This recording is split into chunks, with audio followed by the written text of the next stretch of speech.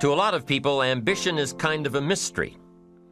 The dictionary says it's an eager desire for distinction, power, or fame.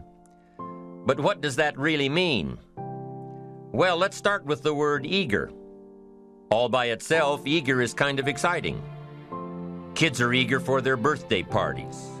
They expect to be the center of attention, get lots of presents, eat too much. I guess grown-ups are eager for birthdays too. Unless, of course, they're embarrassed that the number of candles on the cake outnumber their achievements. But we can be eager to see a ball game, eager to see our kids in a dance recital, eager to see an old friend, eager to shop for a new car. Eager sounds like a lot of fun. But do you ever hear people say they are eager to live a better life, eager to have a better family, eager to make a lot of money? Probably not. And that's a problem. Because how I see it, living a better life, having a better family, and making a lot of money takes an eager desire. We have the remarkable ability to get exactly what we must have. But there is a difference between wishes and desires. We've all heard people say, "Oh, I wish I could just drop 5 pounds. I want to be a little lighter."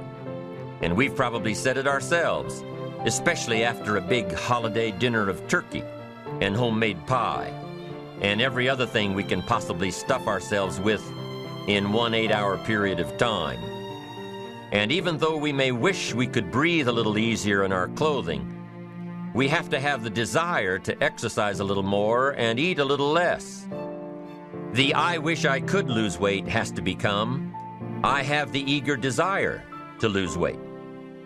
I'm also sure you've heard people talk about wishing they had more money to pay the bills, or take a vacation, or just to take a little pressure off of life. But before their lifestyle can change, their wish needs to become a desire. If they really desired change, they wouldn't spend their evenings just watching TV and wishing they were doing something more. The backbone of an eager desire to change is discipline. True ambition is disciplined, eager desire. It's that little part within us that says, if I want to be ready for that meeting tomorrow, I need to finish preparing for it today. If I want to make sure I can pay for my kids' college education, I need to start saving today. If I want a better life tomorrow, I need to start working on it today. Ambition is a minute-by-minute, day-by-day mentality. To have the ambition to work towards a better family life, a newer car, a bigger house, a financially secure future, you have to live it every moment. If living a successful life was easy, I'm sure more people would be successful. If just being ambitious was enough, I'm sure all of the broke and perplexed people in the world wouldn't be broke and perplexed. While most people spend most of their lives struggling to earn a living, a much smaller number seem to have everything going their way. Instead of just earning a living, the smaller group is busily working at building and enjoying a fortune. Everything just seems to work out for them.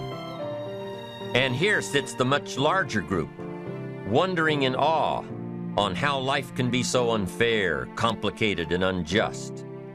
So what's the major difference between the little group with so much and the larger group with so little?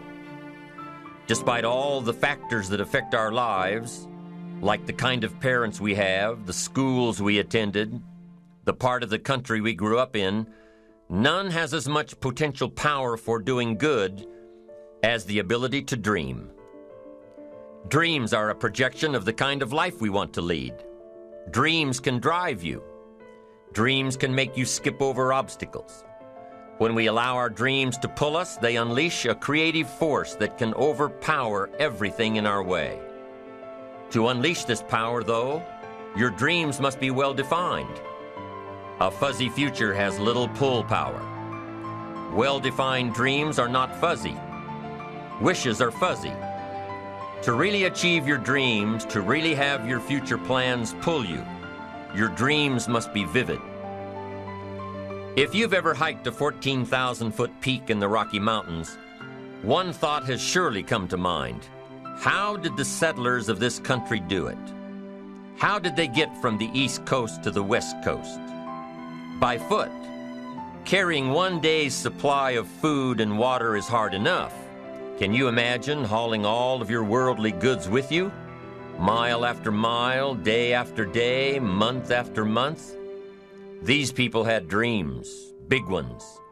They had ambition. They didn't focus on the hardship of getting up the mountain. In their minds, they were already on the other side. Their bodies just hadn't gotten them there yet. Despite all of their pains and struggles, births and deaths along the way, those who made it to the other side had a single vision: to reach the land of continuous sunshine and extraordinary wealth. To start over where anything was possible, where everything was possible. Their dreams were stronger than the obstacles in their way. You've got to be a dreamer. You've got to see the future finished in advance. You've got to see California while you're climbing 14,000-foot peaks. You've got to see the finish line while you're running the race. You've got to hear the cheers when you're in the middle of a monster project. And you've got to be willing to put yourself through the paces of doing the uncomfortable until it becomes comfortable. Because that's how you realize your dreams. Our great country was founded with dreams. They've always been important. Dreams are what caused thousands of people to leave their homes and families and start over in a land where anything was possible. To this day, dreams continue to bring people to our land of opportunity, to a country where you can start with little and end up with a lot, to America. Don't you sometimes wonder why so many immigrants who come to America can build a new life and a fortune while many of the people who were born here are barely surviving? They have a dream, a defined goal, ambition. Aside from the pioneers that crossed the prairies and the mountains to reach their vision of hope and future promises, there are other amazing examples of how ambition has shaped America. Take Ben Franklin, for instance. When most people think of Ben Franklin, they remember the kite and the lightning bolt and the discovery of electricity. What a lot of people may not know is that Ben Franklin was one of the first writers to address self-making. When Franklin started Poor Richard's Almanac in 1732, he used the blank spaces between the crop data and the weather information to insert clever bits of moral and practical advice. I'm sure you've heard the saying, fish and company start to stink in 3 days. Well, that was one of hundreds of Ben Franklin's comments on life. Another was, diligence is the mother of good luck.